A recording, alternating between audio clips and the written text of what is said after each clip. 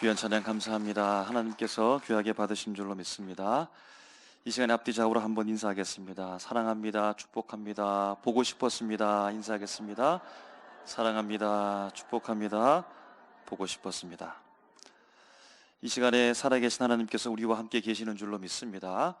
성령의 임재와 충만함을 통해서 말씀이 우리에게 선포되어지고 생명의 말씀으로 우리에게 살아 역사하실 줄로 믿습니다. 여러분, 시간과 노력, 이것이 정비례하게 되어지면 좋은 결과를 맺습니다. 그러니까 시간을 보낸 만큼, 노력한 만큼, 노력의 시간을 보낸 만큼 좋은 결과가 온다는 거죠. 그러면 보람을 느낍니다. 기분이 좋습니다. 공부를 하는데요, 열심히 노력하는 시간을 보냈을 때 좋은 성적을 올리면, 노력하면 할수록, 그 시간이 길어지면 길어질수록 실력이 향상되니까 동기부여가 되고 계속해서 공부할 수 있습니다. 여러분, 운동도 마찬가지죠. 어떤 운동 종목에 있어서 기술을 배우면 그 배운 대로 땀 흘려 연습한 대로 실력이 계속해서 꾸준히 늘 때 이런 운동할 맛이 나게 됩니다. 이런 말이 있습니다. 땀은 거짓말을 하지 않는다. 땅도 거짓말을 하지 않는다. 다 같은 의미입니다. 땀 흘려 수고하면 좋은 결과가 이어지는 상승 곡선이 이루어진다라는 의미입니다. 그런데요, 이 상승 곡선이 꺾일 때가 문제이죠. 그럼 그때가 사실은 어렵고 중요한 시기라고 볼 수 있겠습니다. 그러면 노력을 하지 않았습니까? 아닙니다. 노력을 했습니다. 그러면 잠깐만 노력하고 그냥 멈춘 것입니까? 아닙니다. 계속해서 노력하고 땀 흘리면서 수고했습니다. 그런데 노력함에도 불구하고, 시간을 보냈음에도 불구하고 실력이 상승하지 않고 제자리 걸음을 합니다. 제자리 걸음 하다 못해 뒷걸음질 치기도 한다는 겁니다. 그럼 이것을 슬럼프다, 이렇게 말할 수도 있겠죠. 슬럼프는 항상 초반에 오는 것이 아니라 지속되다가 어느 일정한 기간이 지났을 때에 슬럼프가 온다라고 하는 특징을 가지고 있습니다. 여러분, 신앙은 어떠할까요? 신앙도 노력하고 노력의 시간을 보내게 되어지면 상승 곡선을 그리고 신앙이 좀 좋아지겠죠. 신앙의 실력이 좋아질 겁니다. 그럼 그런데 문제는 무엇입니까? 시간이 지나면서 신앙에도 슬럼프가 오는 것. 그럼 슬럼프 올 수 있겠습니까? 충분히 그럴 수 있습니다. 슬럼프를 겪을 수도 있다는 겁니다. 슬럼프라는 말의 뜻을 여러분 찾아보니까 이렇게 해석됩니다. 심신의 상태 또는 작업이나 사업 따위가 일시적으로 부진한 상태를 말한다는 겁니다.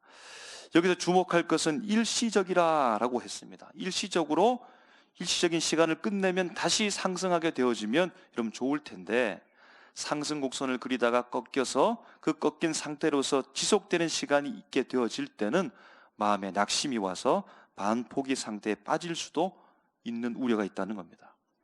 여러분, 우리의 신앙은 어떠합니까? 우리는 지금 어떤 위치 지점에 이르러 있습니까?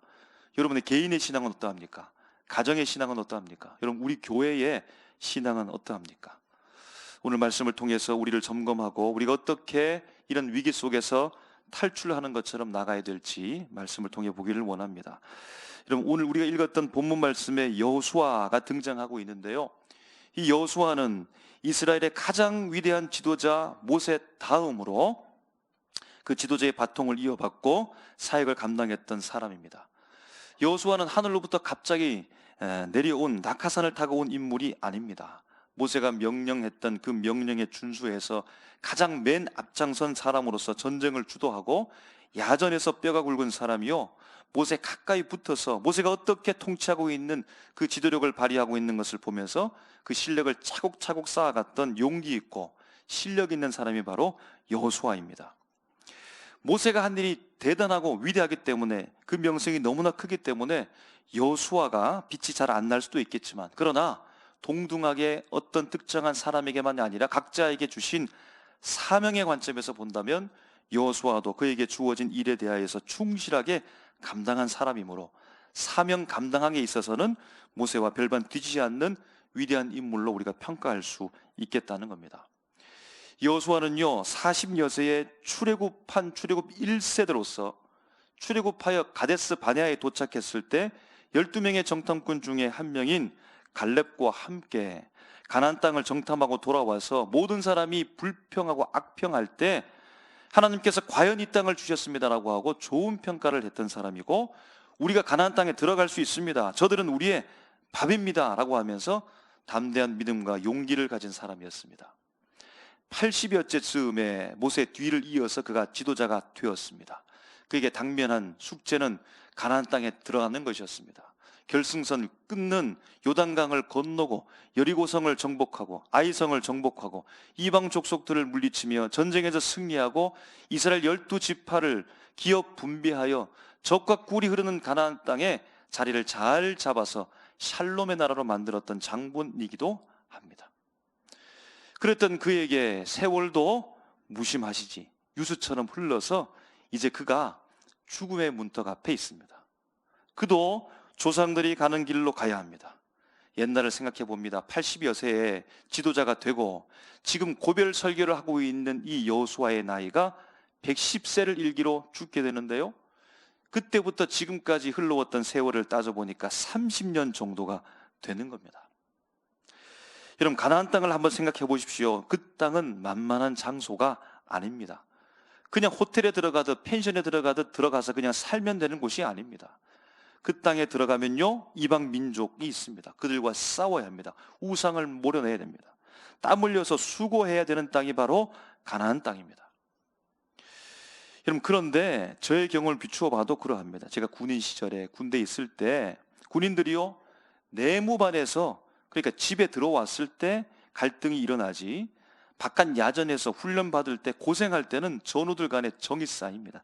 사랑하게 된다는 겁니다. 지휘 간에 있어서도 그 명령에 절대 복종하게 됩니다. 그런 것처럼 이스라엘 백성들이 여호수아와 함께 가나안 땅을 정복해 들어가는 그 땀 흘려 수고하는 과정 속에서 얼마나 그들이 정이 쌓이고 사랑이 쌓이고 좋은 감정을 가지고 좋은 분위기 속에서 살았겠습니까? 지도자인 여호수아를 바라보면서 그의 명령에 복종하고 함께 모든 일을 합력하여 선을 이루어가고 하나님이 우리 주님이라는 사실을 전적으로 신뢰하면서 나갔던 백성들, 그들의 신앙은 아마 계속해서 상승 곡선을 그리고 있었을 것입니다. 여러분, 그런데 오늘 본문을 보면 14절에 여호수아가 고별 설교를 하면서 이스라엘 백성들에게 이렇게 말하는 겁니다. 그러므로 이제는 여호와를 경외하며 온전함과 진실함으로 그를 섬기라. 너희의 조상들이 강 저쪽과 애굽에서 섬기던 신들을 치워버리고 여호와만 섬기라. 아멘. 여호수아가 죽기 전 이스라엘 백성들 앞에서 지금 고별 설교를 하고 있는데 당부하는 말씀이 그동안 고마웠습니다, 너무 감사했습니다, 너무나 좋았습니다 라고 하는 감사와 고마움의 고백이 아닙니다. 그동안 우리가 함께 땀 흘려 노력하고 수고해서 시간이 흐를수록 우리가 함께 사랑했지요, 좋은 시간을 보냈습니다, 저를 잘 따라주어서 감사합니다, 좋은 말로 그들을 칭찬한 말이 아닌 것 같습니다. 마치 이스라엘 백성의 그들의 신앙의 상승 곡선 중에 이제 꺾여 슬럼프가 오고 그 기간이 길게 되어 좌절됨으로 말미암아 하나님만을 섬기는 것이 아니고 지금 그들이 우상을 따르고 있는 중에 있다는 겁니다. 여러분, 처음 예수를 믿을 때 이제 초신자 되신 분들을 바라보면서 그런 경험을 많이 합니다. 이분들이 믿음이 좋습니다. 신앙이 좋은 것 같습니다. 교회 나오는 건 너무 좋아하고요, 예배 드릴 때마다 은혜 받았다라고 말씀하고 찬송할 때마다 감동이 있고 기도할 때 눈물도 흘리면서 너무나 좋습니다. 그런데 일정 시간이 지났을 때에 이분이 교회에 나오지 않는 겁니다. 나가서 설득하고 말했는데 나가겠다고 말을 하면서 좀처럼 나오지 않습니다. 교회 사람들과도 잘 만나려고 하지 않습니다. 그럼 이때 어떻게 됩니까? 조심스럽게 찾아가서 그분이 깨질까 두려워하면서 그러면서 만나기를 요청하고 겨우 만났는데요, 마음문이 닫힐까 봐 조심스럽게 말하고 혹시 섭섭하게 해드릴까 봐 조심해하고 그러면서 조심조심 그들에게 설득하면서 최대한 들어주고 부드러운 말로 그렇게 말하게 되죠. 이렇게 다가온 우리 신앙의 사람들에게 만났던 그 만남을 통해서 이분이 알겠다고 교회 나가겠다고 말하면 너무 감사하고 너무 좋고 최대한 배려해주고 정말로 교회 다시 나올 때까지 그들의 기분을 맞추어 주려고 최대한 노력한다는 겁니다. 이런 마치 이스라엘 백성들이 이런 것은 아닐까요? 가나안 땅에 하나님께서 명령하신 그 말씀대로 가나안 땅을 정복한 이후에 시간이 흐르면서 열정이 식고 슬럼프가 그들에게 찾아오고 마음에 낙심이 되어져서, 그러니까 이런 상황 속에서 여호수아가, 지도자가 어떻게 해야 되겠습니까? 그들 좀 달래줘야 되지 않겠습니까? 조심스럽게 그들의 기분을 잘 맞추면서 다시금 회복될 수 있도록 그렇게 조심스럽게 다가가야 되지 않겠습니까? 이스라엘 백성 앞에서 마지막 고별 설교를 하고 있는 여호수아의 그의 표현과 태도를 한번 말씀을 통해서 우리가 찾아보겠습니다. 우리가 읽었던 14절 말씀에 여호수아가 이스라엘 백성들을 향하여서 다음과 같이 말합니다. 너희의 조상들이 강 저쪽과 애굽에서 섬기던 신들을 치워버리고 여호와만 섬기라 라고 말합니다. 그럼 이 말은 부드러운 말일까요? 거친 말일까요? 이 정도쯤은 받아줄 수 있을까요? 괜찮을까요? 여호수아가 말씀을 계속해서 이어갑니다. 15절에 만일 여호와를 섬기는 것이 너희에게 좋지 않게 보이거든 너희 조상들이 강 저쪽에서 섬기던 신들이든지 또는 너희가 거주하는 땅에 있는 아모리족 속의 신들이든지 너희가 섬길 자를 오늘 택하라. 아니, 보니까 여호수아가 좀 화가 난 것 같습니다. 기분이 안 좋은 것 같습니다. 옆에서 보기에 위태위태합니다. 불안불안합니다. 저렇게 하다가 더 심한 말을 하면 어떻게 하지라고 좀 조심스럽습니다. 그럼 그래도 달래야 되지 않겠습니까? 섬길 자를 택하라 이렇게 말하지 말고 제발 부탁입니다. 섬길 자를 택하십시오. 이 여호와를 바라보십시오. 이렇게 부드럽게 조심스럽게 말해야 되지 않겠습니까? 여호수아는 계속해서 그의 말을 이어갑니다. 15절 이어서 오직 나와 내 집은 여호와를 섬기겠노라 라고 말합니다. 사실 이 말을 극단적으로 말하면 나는 이제 모르겠으니까 너희들 알아서 하라고, 나는 하나님을 섬기겠다고, 나와 내 집은 너희들과 상관없이 하나님을 섬길 테니까 너희들이 신앙은 당신들이 알아서 하시오. 그럼 이런 의미가 아닐까요? 사실 너무 강하게 말한 것 같습니다. 저러다가 에이 안 믿겠다고, 에이 다시 교회 안 나가겠다고, 다시 하나님 보지 않겠다고, 연락하지 말라고, 떠나가라고, 나 떠나가겠다고, 그럼 이렇게 말하면 어떡하겠습니까? 조심하고 어르고 달래고 유리 그릇처럼 깨질 듯 그렇게 조심스럽게 다뤄야 되는데 어떡합니까? 여호수아가요 강한 어조로, 강한 내용으로, 거친 말로써 백성들의 지금 이를 향하여서 말하고 있습니다. 그럼 이 말을 들은 백성들이 어떻게 대답할까요? 백성들의 대답이 의외입니다. 16절에요 우리가 결단코 여호와를 버리고 다른 신들을 섬기지 아니하오리니 아멘. 아이고, 그래도 다행입니다. 여호수아가 거칠게 말했는데 그래도 그 마음의 내용을 알고 있는지 그 말씀을 받아들이고서는 우리가 이방신을 섬기지 않겠습니다라고 이렇게 말하니까 그래도 다행이고 너무 다행입니다. 그러면서 이스라엘 백성들이 계속해서 말을 이어가지요. 17절에 하나님께서 이스라엘 곧 우리를 인도하시고 이적을 베푸시고 보호하셨습니다 라고 말합니다. 18절을 보니까 여호와 하나님께서 이 땅에 거주하던 아모리 족속을 쫓아내셨습니다 라고도 말합니다. 다행이고 너무 다행입니다. 여호수아가 너무 강하게 말해서 혹시 화나고 토라지지 않을까, 가버리지 않을까라고 염려를 했었는데 여호수아의 말에 대한 내용을 잘 알아듣고 받아들였으니 다행이고 천만 다행입니다. 이스라엘 백성들이 여호와 하나님과 신앙에 대한 참으로 긍정적인 말로서 받아들이고 대답했다라는 겁니다. 여러분, 이 말을 들은 여호수아의 마음은 어떨까요? 자기가 다소 강하게 말했지만, 엄하게 말했지만 이스라엘 백성들이 그 말을 잘 받아들이고서 우리가 여호와만 섬기겠습니다, 우상을 버리겠습니다라고 긍정적인 말로, 신앙의 말로 대답했으니까 여호수아는 얼마나 좋겠습니까? 그러면 잘했다고 이렇게 칭찬하면서 말을 해야 될 것 같은데 여호수아가 백성들에게 다시 말합니다. 19절에 너희가 여호와를 능히 섬기지 못할 것은 그는 거룩하신 하나님이요 질투하신 하나님이시니 너희의 잘못과 죄들을 사하지 아니하실 것임이라. 아멘. 이건 무슨 말입니까?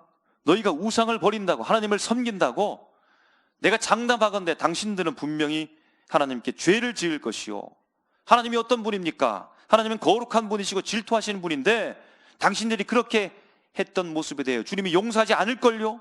용서하지 않을 겁니다 라고 이렇게 말하는 것과 같습니다. 20절에도 너희가 여호와를 버리고 이방신을 섬기면 하나님께서 재앙을 내리실 것이기 때문에 하나님을 섬기지 못할 것이다 라고 말하는 겁니다. 아니, 이스라엘 백성들이 여호수아의 그 거친 말을 잘 받아들이고 아멘 했는데, 이방신을 버리겠습니다, 여호와를 섬기겠습니다 라고 이렇게 말했는데, 그럼 잘 되었는데, 여호수아가 이렇게 말해버리고 말미암아 밥이 잘 되었는데 그 밥에다가 재를 뿌린 격이 된 것 아니겠습니까? 여러분, 오늘 말씀 속에서 더 놀라운 것은요, 여호수아가 거듭 이들에게 부정적으로 말했음에도 불구하고 우리가 마지막 읽었던 21절, 22절에 이스라엘 백성들이 여호수아를 향하여서 이렇게 고백하는 겁니다. 21절에 우리가 여호와를 섬기겠습니다. 22절에 우리 스스로 이 말에 증인이 되겠습니다 라고 고백하는 겁니다. 아니, 어떻게 백성들이 화를 내지 않을까요? 흥분하지 않을까요?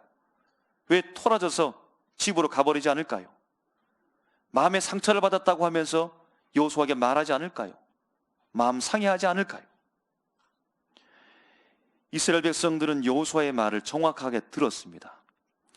여호수아의 강한 발언을 한두 명이 아니라 이스라엘 백성 전체가 다 들었습니다. 한 번 말하는 것이 아니라 두 번, 세 번 반복했던 여호수아의 말을 정확히 똑똑하게 모든 사람들이 다 들었다는 겁니다. 그런데 이스라엘 백성들이 긍정적으로 대답하며 결단하고 있다는 겁니다.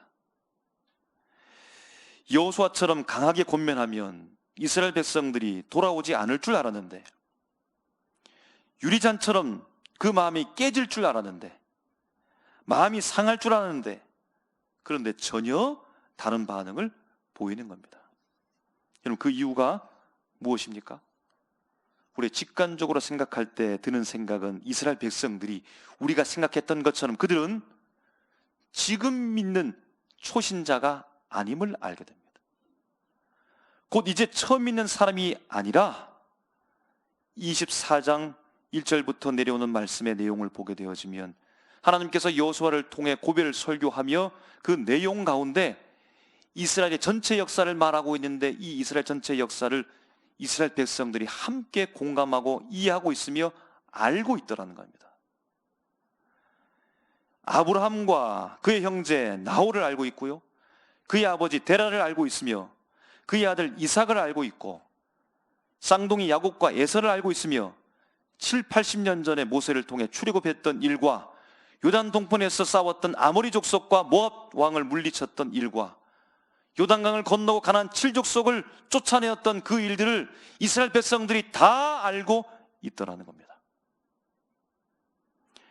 여호수아의 말에 대답했듯이 출애굽과 가나안 땅으로 인도하신, 이적을 보이신, 기적을 보이신 그 살아계신 하나님, 그분께서 우리를 보호하셨다는 사실을 이들이 다 알고 있다는 겁니다.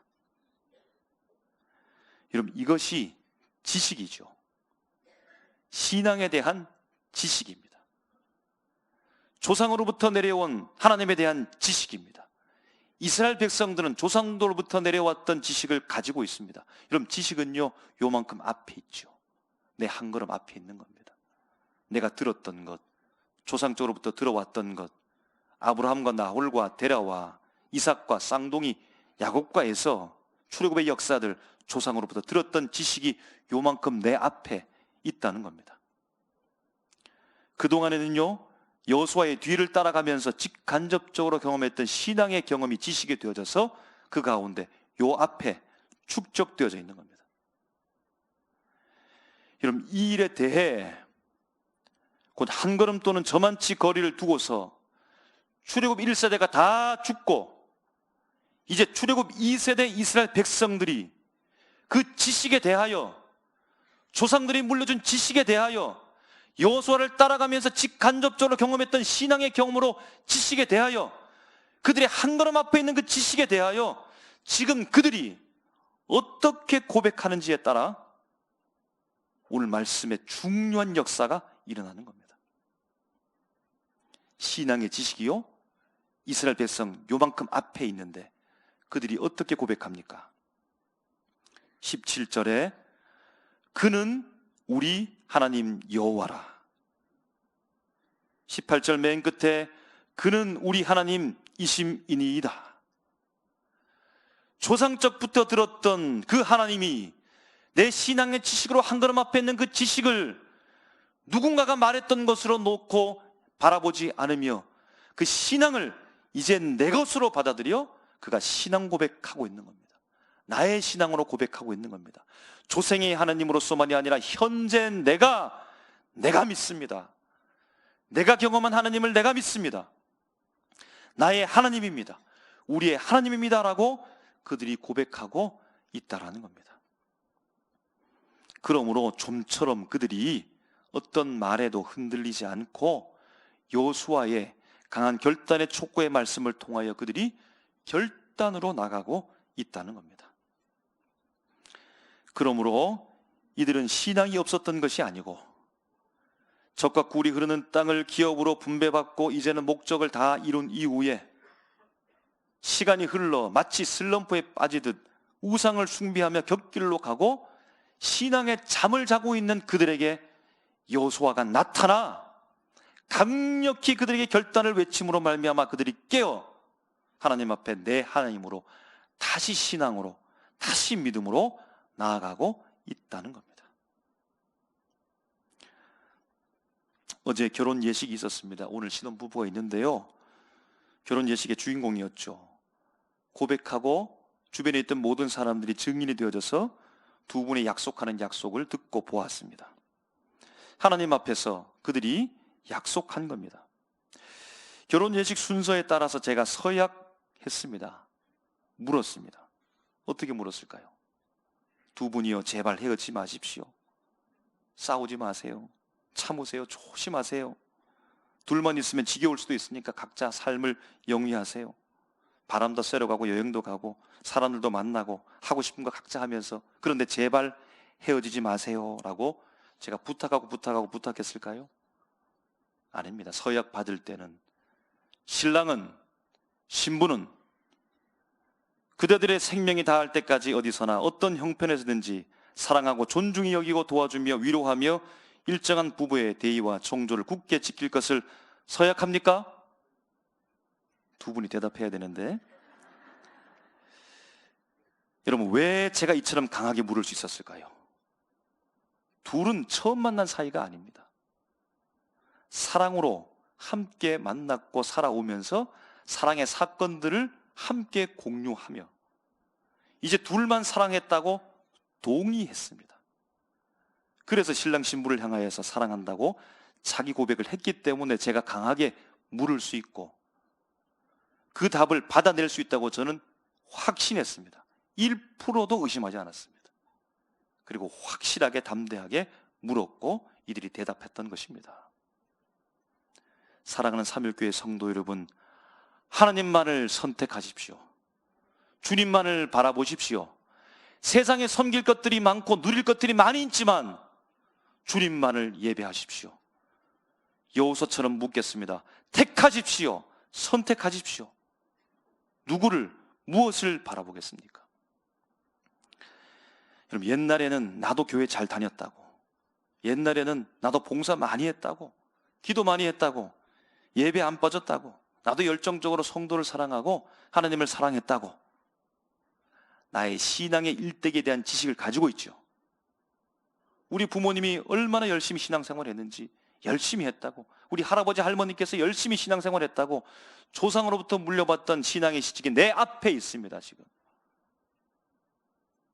내 한 걸음 앞에 신앙의 지식이 있다는 겁니다. 그 앞에 오늘 여호수아가 강렬하게 말하는 이스라엘 백성이여 선택하라, 나와 내 집은 우리 하나님 여호와만 섬기겠다라고 말하며 그들을 다그치고 일깨우는 그 말씀을 오늘 우리가 들어야 된다는 겁니다.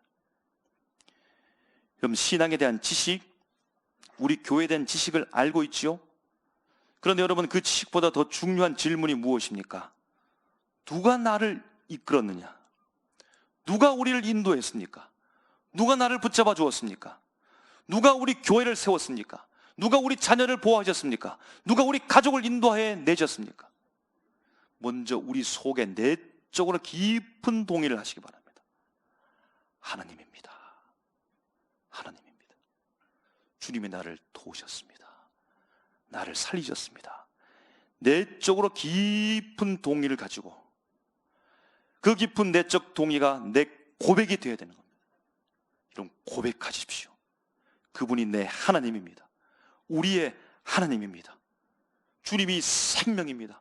나의 모든 것입니다 라고 여러분 그렇게 고백하게 되어질 때 거기로부터 슬럼프가 끝나고 뛰어넘어 새로운 도약의 길이 우리 앞에 기다리고 있다는 겁니다. 신앙이 혹시 여러분 주춤하고 있습니까? 이미 믿고 있는 우리입니다. 새로 믿는 자들이 아닙니다. 초신자가 아닙니다. 우리가 다시 주님 앞에 고백하고 주님과 약속하십시오. 약속하십시오. 내적으로 동의하고 그 동의된 마음을 가지고 주님과 약속하십시오. 내가 알고 있는 지식을 저만치 한 발 앞에 두지 말고 내 하나님으로 내가 고백합니다. 어머니 하나님, 아버지 하나님, 할아버지 하나님, 할머니 하나님이 내 하나님입니다라고 이런 고백하게 되어질 때에 우리가 새로운 도약의 길로 가게 될 줄로 믿습니다.